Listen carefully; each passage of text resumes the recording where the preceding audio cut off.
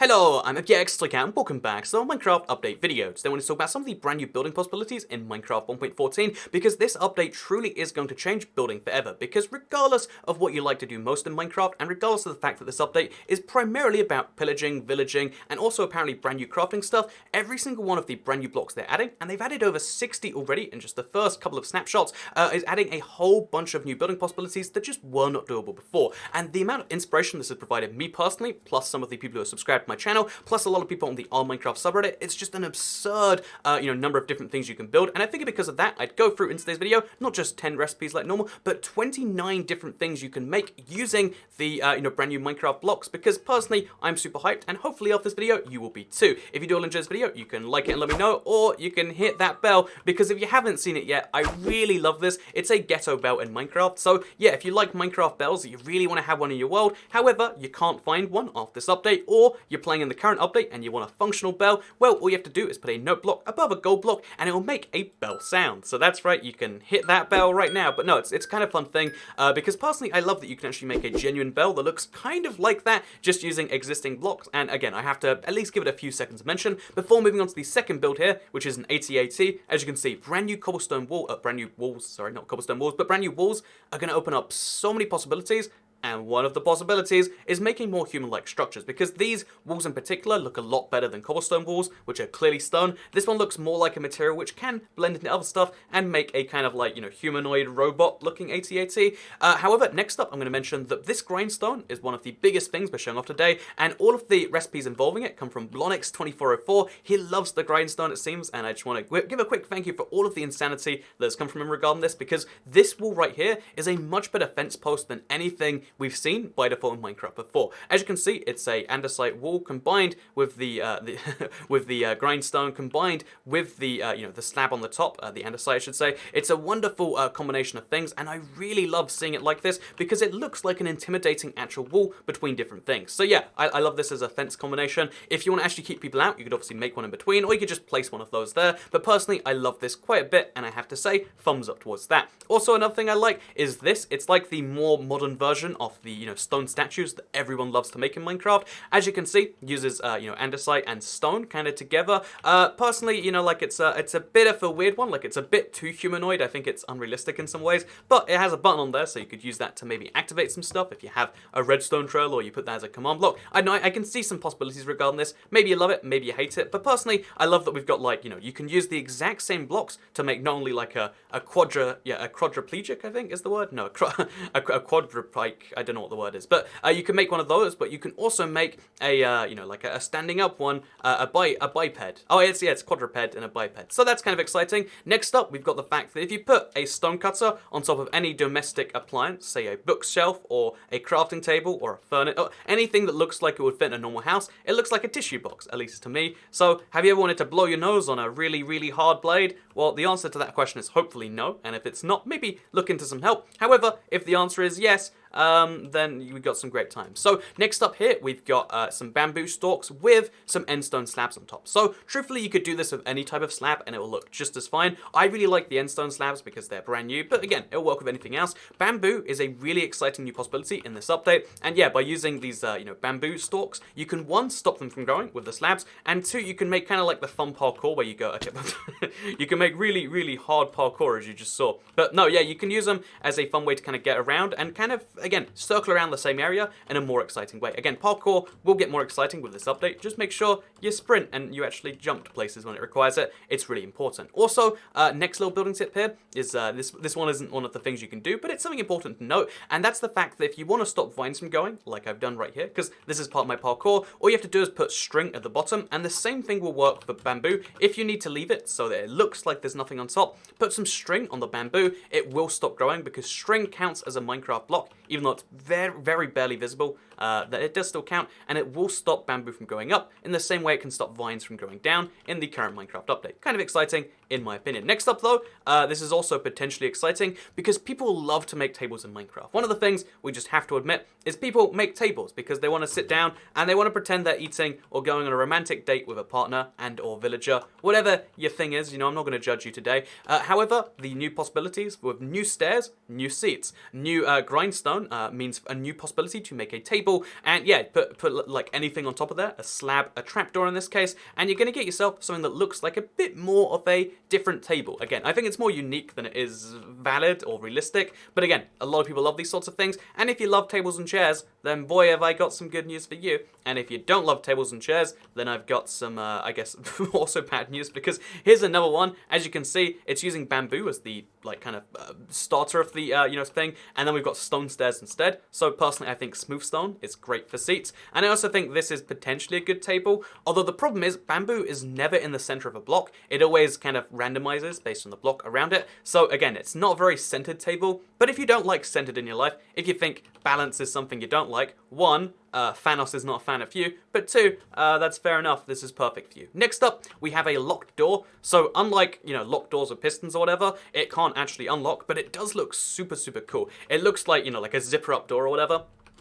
It looks super, super, super secure, and I like that you can kind of see through it, but only like while jumping a little bit, which is, I think that's wonderful. Next up, we have Grindstone Rails. Again, this is from Blonix 2404. I was just blown away by the realism in this compared to any other rail system we've seen in Minecraft so far. So you use stairs on the side, you put grindstones facing towards each side of it, and then you can put gravel underneath it if you're that sort of person. Again, I don't like working with gravel too much, but this is one of the few exceptions where, yeah, actually you do this, and it makes a really good looking rail that, uniquely enough, is actually 4 wide as opposed to 3 wide or 5 wide or something like that. So yeah, you can make more detailed short rails if you want to have a railway, like not Minecraft rail, but like real life railway inside your Minecraft world. If you don't want to do that, maybe what you want to do instead is make a windmill. So here's a windmill inside Minecraft. Look how great that is. It's wonderful, isn't it?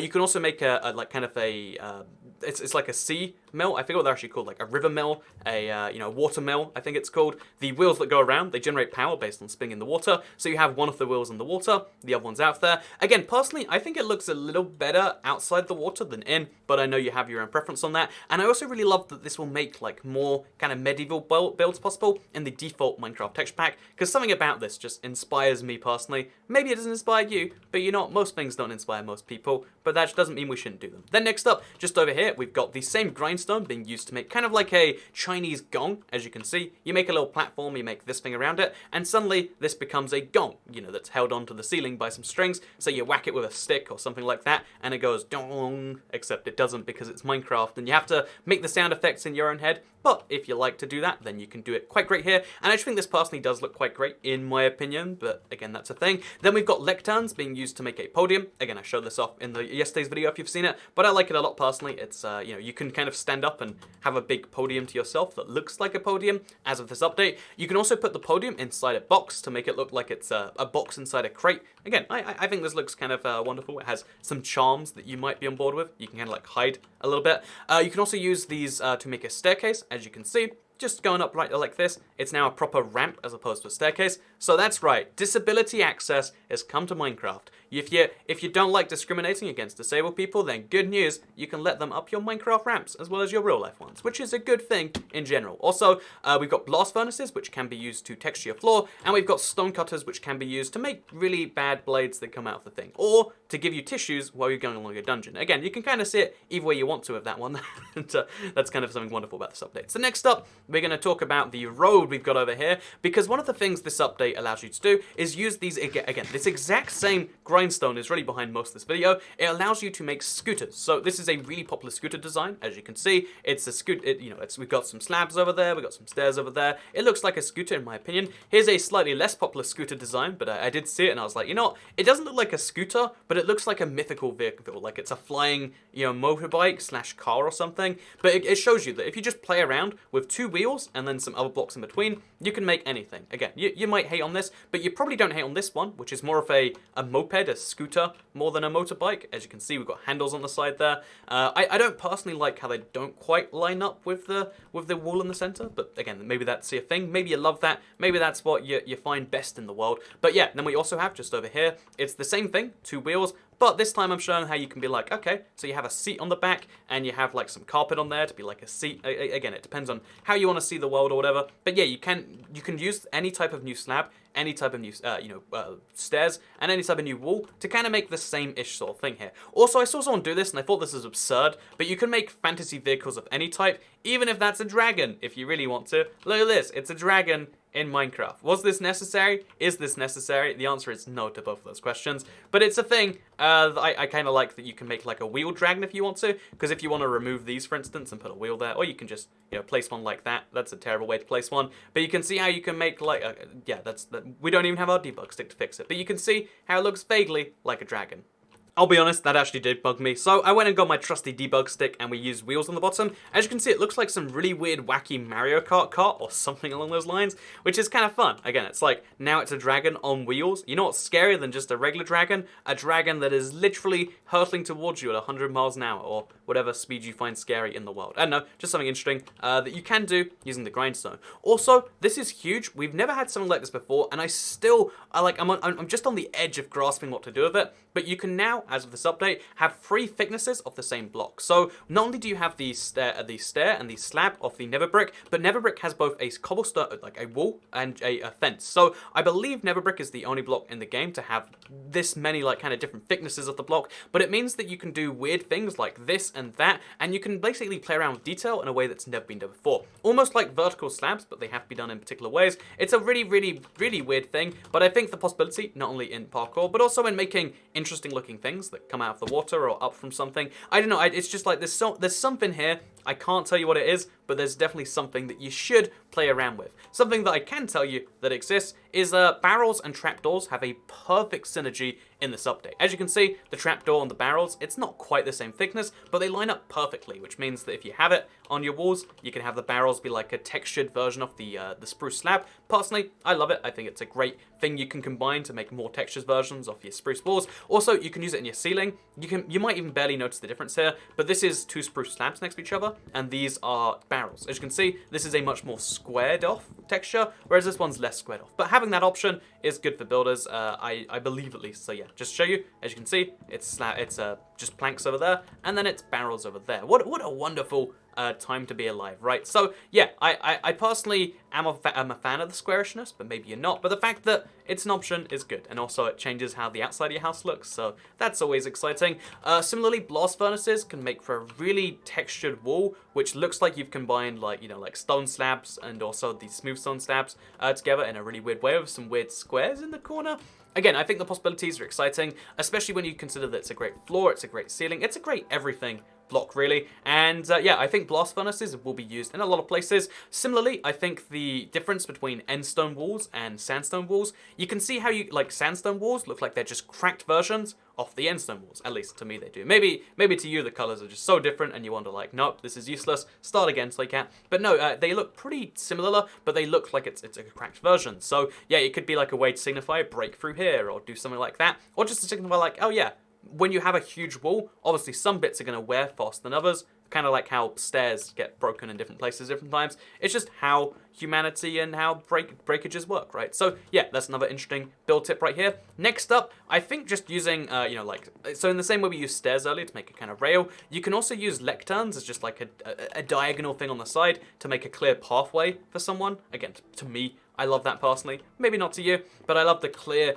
pathway because the lecterns blend into each other almost perfectly along the side like this. So again, there's a very clear pathway here for people to take. Speaking of pathways, here's the thing about the Wither Rose you need to know. So this is fact number 29 for you. The thing about the Wither Rose, 28 I want to say, is that the Wither Rose, when you put it in a plant pot, it won't hurt you. However, even when you're jumping from plant pot to plant plot, you will still get withered because even while jumping into very slightly the edge of a block which has a Wither Rose, the Wither Rose doesn't care where it is in a block, it just cares that you're on the same block as it, and then it hurts you, which is kind of a mean thing, but I guess that's how the Wither Rose feels about me. But no, this is kind of a useful thing to know. Also a useful thing to note is if you use plant pots and then bamboo, it will center the block. So my criticism earlier that it's not centered, and although that has some benefits, if you need to center it, put it in a plant pot and then put a slab above it, and ooh, now it's a perfectly centered block that also has a kind of unique feel to it. Again, I love how this looks personally. Maybe you don't, maybe you do. Maybe you don't care, but that's exciting. And then also, here's a thing. So